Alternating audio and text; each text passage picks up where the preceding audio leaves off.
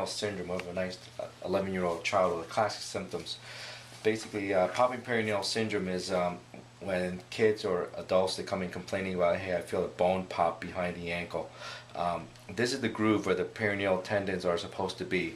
The peroneal tendons are on the lateral or the outside of the ankle, so this is going to be right here on this side. The tendon is supposed to run behind the fibula, come around. One attaches here, the other one goes underneath the foot and goes and attaches down here. So the two peroneal tendons. Now, when we feel the pop, that tendon glides in front of this bone and pops in front, and that's where that happens. A couple different reasons why that happens. Number one, either the groove is too shallow. That's one way.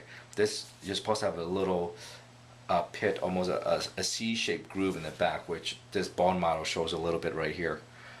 Some kids are born with ones that are too shallow.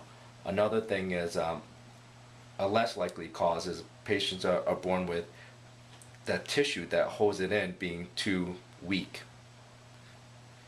If that is too weak, we can still go ahead and repair that. An MRI will give us an idea of if the groove is too shallow, we can go ahead and fashion a groove right here with a little burr, make it a deeper C shape, and then reinforce and replace the tendon behind so it won't pop. So now to the patient, here's how we can tell.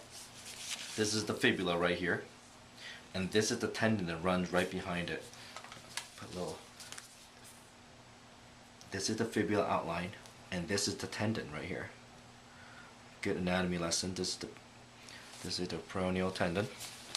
Now, I'm gonna have you point your toes over there to that wall for me, okay? Point over there. Okay. Point over there. Okay. As she points, we're gonna see this tendon bowstring. This tendon bowstring. Relax. This tendon's gonna bowstring to the side of the fibula.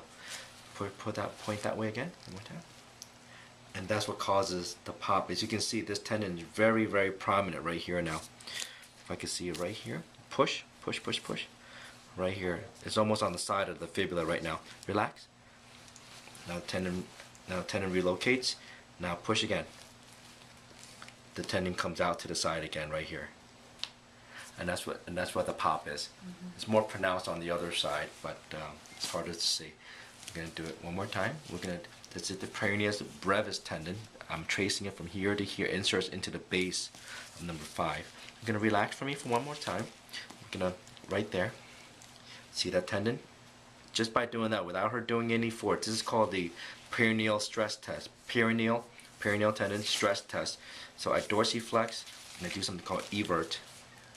So I dorsiflex and evert, and this tendon will dislocate up front to the side, and I can feel a pop. You can hear the audible pop right now. I'm reproducing the pop. Is that what you hear when you walk? That's the peroneal tendon dislocation, peroneal popping syndrome. I can feel it in my hand, and she can hear it, and you can hear it at home. This popping sound from her tendon.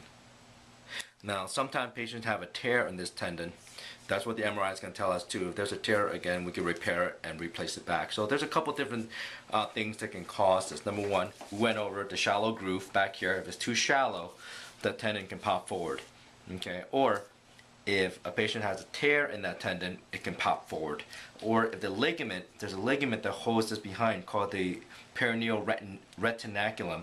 It holds this tendon back. If she was born with a weakened ligament back here, that can also cause that tendon to pop forward.